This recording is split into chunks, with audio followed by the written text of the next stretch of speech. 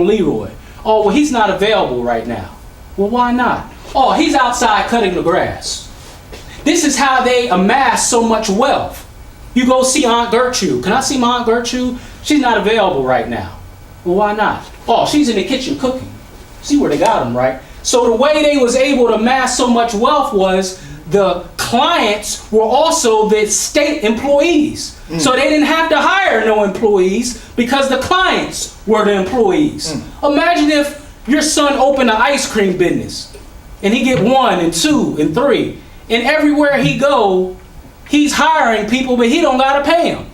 Pretty soon, little bro gonna have an empire right here in Durham if he keeps opening and don't gotta pay his help. That's how they was able to amass so much wealth, because the clients were also the employees, because they knew it was nothing wrong with them.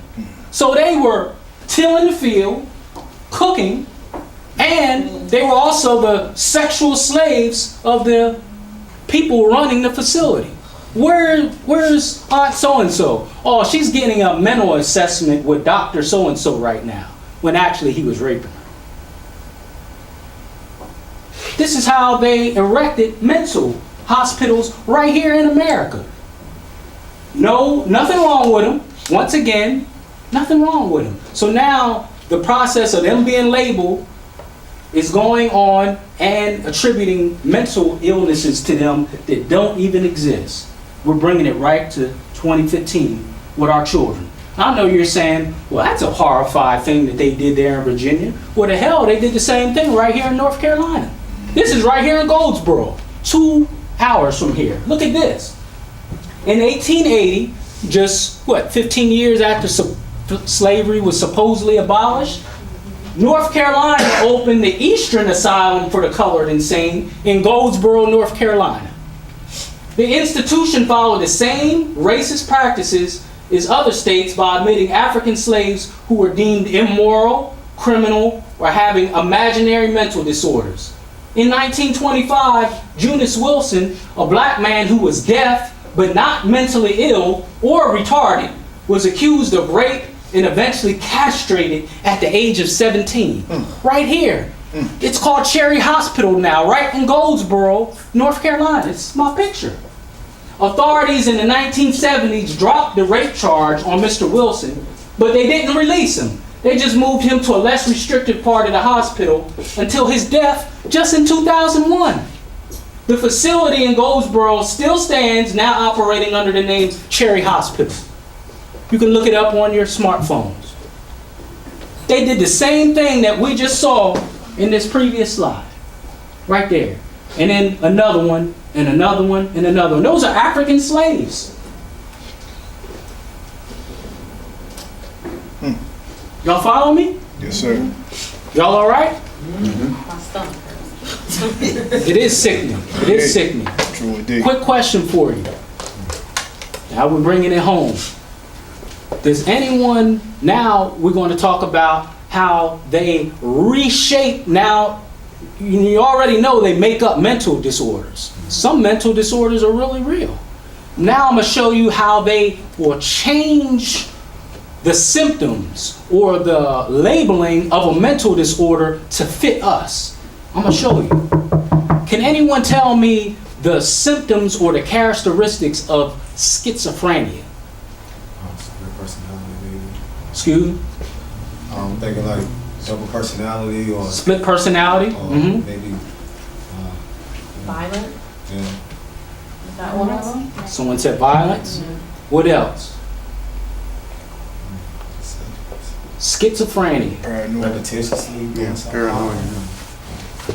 It's okay. Like I said, unless you're in this field, it goes to show how sometimes we'll repeat things and not really sometimes know what we're saying. You'll hear people saying, man, he's schizophrenic. Yeah. He's crazy as hell. He got split personality. But do you really know what you're saying? Now, it's 3 types of schizophrenia. Paranoid, disorganized, and catatonic. When I did my internship at Durham Access, which is right next to Durham Regional, I used to work with schizophrenic patients all the time. Now, I want you to read closely what they say in their own book what schizophrenia is. One thing that you will not see in here is someone being violent, which a lot of people think, but that's not necessarily true. Paranoid schizophrenia, the one that most of us are probably familiar with, has false beliefs or delusions of an individual group of people conspiring to harm them or members of their family. They're always paranoid, right? As with most other types of schizophrenia, the patient commonly has auditory hallucination, hearing things that are not real. Me and Brother Simran and the brothers was talking about that earlier. The patient may also have delusions of personal grandeur, a false belief that they're greater or more powerful or influential than they really are. He or she may spend a great deal of time thinking about ways to protect themselves from these supposed persecutors. That's probably the one we hear and see most of the time. The other one is catatonic schizophrenia. When I used to work at the detention center up in Butner, I actually seen this, where sometimes the boy, he would just shut down. He won't move, and we would have to physically move him to his room. That's what catatonic schizophrenia, you just see someone just freeze. You say, sir, or ma'am. That's what catatonic schizophrenia is, some of it. Overexcitement, hyperactivity, in which the patient may mimic sounds. So when you see people walking down the street and they just talking, that's symptoms of catatonic schizophrenia. Dramatic reduction in activity, not moving, in which the patient cannot speak and they won't move or respond. Virtually all movement stops. I've actually seen that working with boys at the detention center. The last one is disorganized schizophrenia, characterized by incoherent or illogical thoughts and behaviors, disinhibited, agitated, purposeless behavior. Psychiatrists say disorganized schizophrenia is more severe in schizophrenia type because the patient cannot perform, this is real key, daily activities. If you can't perform daily activities, how can you be violent? How can you plan something if you can't even get your thoughts organized? People may not be able to understand what the patient is saying. The sufferer can become frustrated, agitated, and cause him or her to lash out. That's the only symptom of any kind of violence related with schizophrenia out of all three types. Y'all follow me? Lashing out. Well, lashing out can be verbal. I don't want to think I'm tricking you now.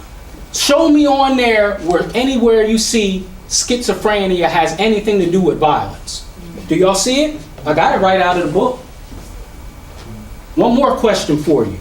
What was going on with us as African Americans or Africans or black people in the 1950s and 60s in the society? What was going on with us? What was going on? What was the atmosphere then? In the 1950s and 60s here in America. Civil rights movement. They had black and white everything. Everything was black and either white. You could do it. Segregation. Segregation, civil rights movement, right? And who was leading the charge with most of the social unrest at that time? We'll need you on this, Brother Simran. Who was leading the charge? I'm going to say Dr. King at this point. Who else? 50s and 60s. And civil rights, so you talk about just the movement. And just in America. Then we'll say Malcolm. We'll include Malcolm in that. Any groups? KKK. Black Panther. No, for us, for our Oh, freedom. for us. Nation. Okay. Black Panther. Who? The Nation of Islam. Nation of Islam. Who else? Black Panthers. Black Panthers.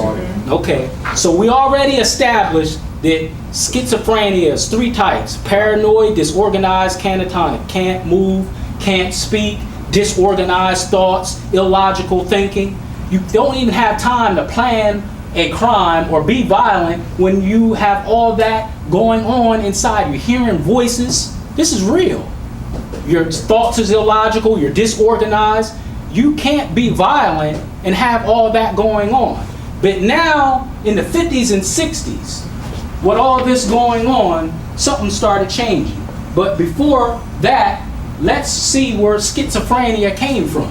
Now this is in their own general psychology documents. Look at this. Schizophrenia came to the US in 1915. How the hell that happened? How I get here? Did someone sneeze? Whatever. By a psychiatrist by the name of Eugene Bueller. In the 20s, look at this, in the 50s, it was a disease that mostly affected the emotional state of whites and Europeans. This is their own writing. This is not my stuff. It really affected stay-at-home white mothers. In this ad, the medication Serapicil is shown to render white women clean, cooperative, and communicative, and eventually wipe away their psychotic symptoms into a peaceful citizen. So in 1915, schizophrenia comes here. By their own admission, they say the majority of the people with schizophrenia was white mothers who stayed at home because the man was out working and she at home with 4 or 5 children by herself, so it ran her crazy. But she wasn't too crazy because they give her a 5 milligram dose of Serapicil, and by their own admission, she's rendered clean, cooperative, and communicative, and even says that she became a peaceful citizen, which connects to there's no violence connected to schizophrenia. Y'all following me? Yes, sir. Now, back to my first question.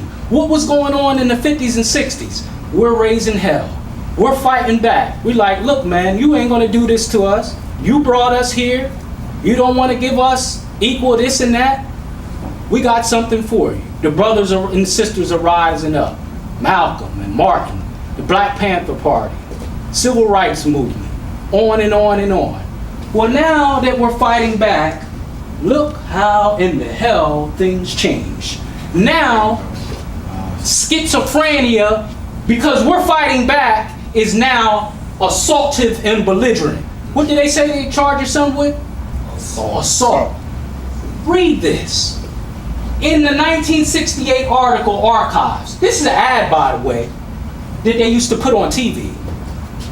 Psychiatrists Walter Bromberg and Frank Simon describe schizophrenia as a protest psychosis, where black men develop hostile and aggressive feelings and delusional anti-whiteness after listening to words of Malcolm X, the student of Elijah Muhammad, joining black Muslims and other groups that preached militant resistance to white society. Black men now needed psychiatric treatment because their symptoms put their own sanity in jeopardy along with the social order of America. Bromberg and Simon said black men that took on African and Islamic names and ideologies other than American ones were in fact delusional and needed medication. They literally changed the whole face of schizophrenia to wipe away the credibility of those fighting against their oppression.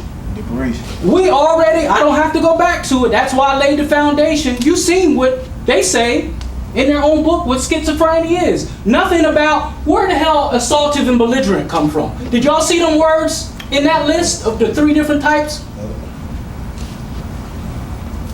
It says, by joining black Muslim groups and listening to Elijah Muhammad or anyone that preached resistance to white society, you are now psychiatric, schizophrenic, and needed medication. And look, got a black man there with an afro in his fist. The subliminal message showing how crazy you are because you're fighting against their oppression. And you know how Negroes are. If you don't have something that the white man puts across, they won't believe you. If you don't believe me, one of the leading psychiatrists in America came out with this book, and they gave him hell for it. It's called Protest Psychosis, How Schizophrenia Became a Black Disease.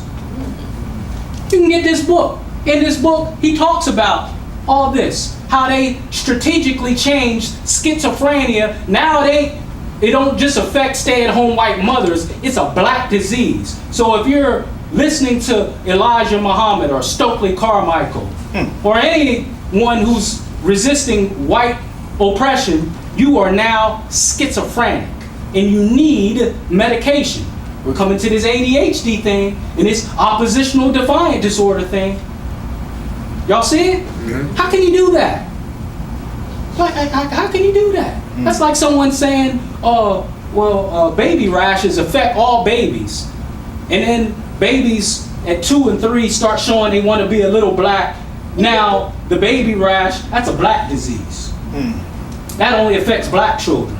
Well, how is that? I thought you said baby rashes affect all children.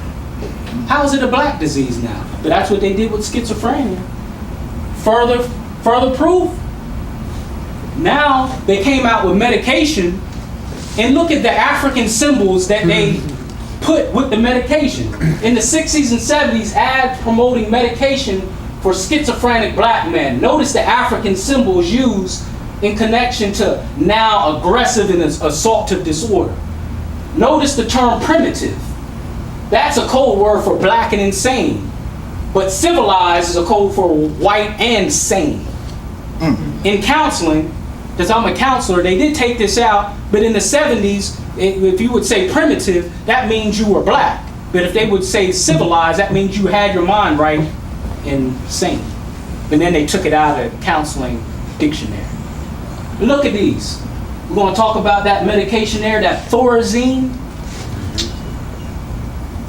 Stelazine. These are medications they use for now schizophrenic black men. Very, very powerful medications. Very powerful. What happened to the 5 milligram dose of the Serapacin that they used for the white girl? That rendered her clean, cooperative, and communicative, and a peaceful citizen. Now they got strong psychiatric medication called Stelazine and Thorazine for these now schizophrenic black men. And you know how they do with movies? Let me get to that. Holodoll. See that? With the first ad that they came out for schizophrenia? Look what Holodoll is. Now tell me how this is going to help someone. Coming to the ADHD thing. Dizziness, fainting, fast pounding heartbeat. Restless muscle movements in your eyes, tongue, jaw, and neck. Tremors, seizures, pale skin, easy bruising. Very stiff muscles, high fever, sweating, confusion, fast and uneven heartbeats, tremors, feeling like you might pass out. Stabbing chest pain, feeling short of breath, cough with white and yellow and green mucus. Sudden mood changes. Well, I thought schizophrenia gave you mood changes. And now the side effect of the medication they give you mood changes. Makes you hallucinate. Well, one of the first symptoms of schizophrenia with paranoid schizophrenia is hallucination. Now they're giving you a medication that makes you hallucinate. Thoughts, unusual thoughts and behavior. Once again, one of the symptoms of schizophrenia is unusual thoughts. Isn't that what we read? Now the medication that they gave black men gives you unusual thoughts. Jaundice. Less serious side effects. Oh, really? Headache, dizziness, spinning sensation. How the hell can you function if you feel dizzy? Feeling restless, mild skin and itching, breast enlargement, irregular menstrual periods, loss of interest of sex. Oh, I got a problem with that. Dry mouth, blurred vision, urinating less than usual. Teach. This is the medication they use to treat our brothers. You know, messages and movies. Here's the proof. Here's a movie that came out in 1963, went over most people's head, called Shock Corridor. The main purpose and underlining theme of the movie was black men becoming schizophrenic in this movie called Shock Corridor.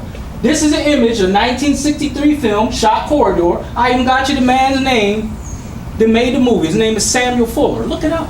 Because black people won't believe something from another black man unless you give them 10,000 documents. But if a white man come along in here and say, I'm a doctor, you ain't going to ask for his license or anything. You say, yes, sir, how can you help me? Teach.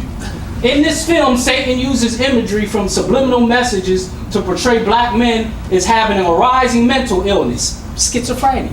This is a 1963 film. As they take over a mental asylum in this movie, black men. In the film, it shows black men with this illness being connected to the civil rights protests.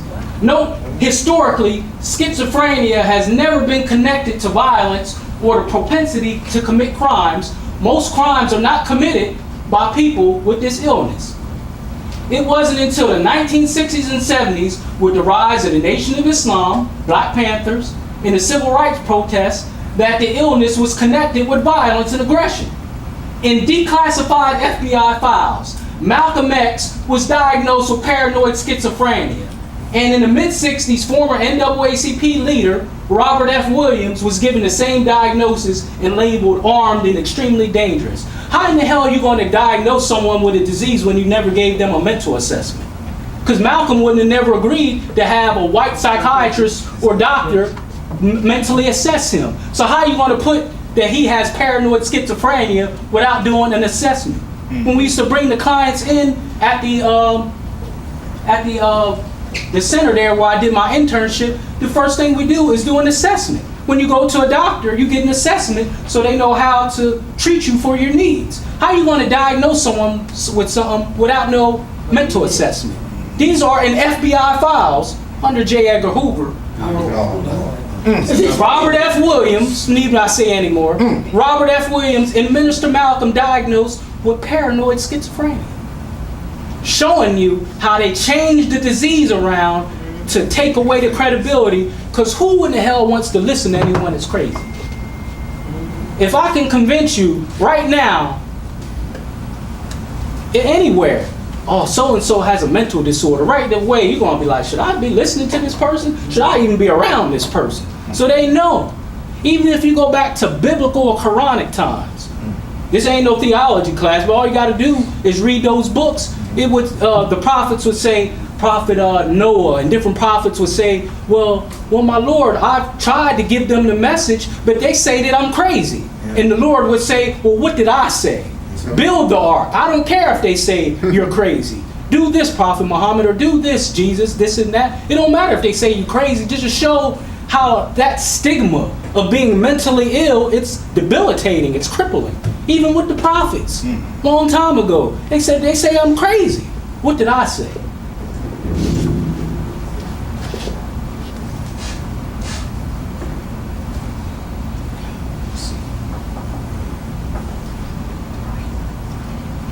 I wanted to show you, it's a place in Michigan, I forgot the slide, it's called Iona State Hospital. This is where they used to put our brothers. They used to put our brothers in a state hospital called Iona State Hospital, which is about 20 miles outside of Detroit. And they would put brothers that we never even heard of before out there fighting the fight for us. They would put brothers in this hospital. It's called Iona State Hospital for the criminally insane. Look it up, 20 miles outside of Detroit. Real quick, there was this brother called Otis James in Detroit in 1968. He was getting ready to go back to the bus stop so he could catch the bus back to wherever he was stationed in the Army. As he was walking, listen to this, his name is Otis James. As he was walking back to the bus stop, 4 white boys attacked him, first verbally, and said, oh, you think you better than us because you got a military uniform on. It was like 3 of them. This brother, 18, 19 years old, never been in trouble before, so they attacked him. The black man named Otis James. 3 white boys attacked him. Well, he gave all 3 of them the business, right? The cops was called. The cops came and picked Otis James up and took him to Iona State Mental Institution for the criminally insane. Oh, I wish I had the slide, but I forgot it. His name was Otis James. This just happened in 1968. When I was doing my undergrad for criminal justice, I got a hold of his assessment and file while he was in the Iona State Mental Hospital for the criminally insane. Otis James got sent there. I don't know why, but while he was in there, he had a mental assessment. And look at the labeling. This is what a psychiatrist said about him. This is Otis James. June 19th, 1968, 11 months in maximum security. What did he do to get put in maximum security? By all accounts and interactions with Mr. James, the social worker, the psychologist, and the physician, it did not go well. Mr. James, who changed his name to Abdul Karim, is always saying Allahu Akbar, which is Arabic for God is the greatest. Mr. Karim is the reported to his saying he's going to refuse to cooperate with the social worker. He repeatedly states that God is the only true God. He's argumentative, belligerent, and he's a terrorist. He has this tough guy attitude with white authority. He has paranoid delusions, and he always is saying that the police are plotting against him. He fights continually with officers. He lacks insight, and he tends to project his failure and frustration on others.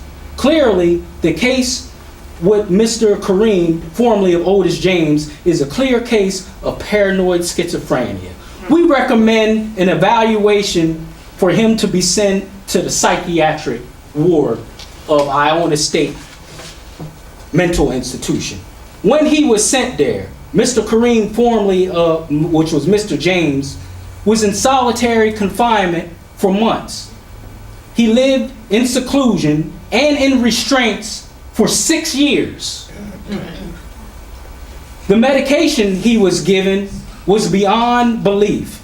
He was given Thorazine 250 milligrams 4 times a day. He was given another version of Thorazine 500 milligrams once a day.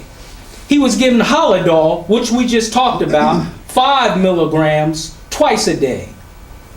He was also given Moraloril, 500 milligrams once a day, and another form of Haldol, 10 milligrams twice a day.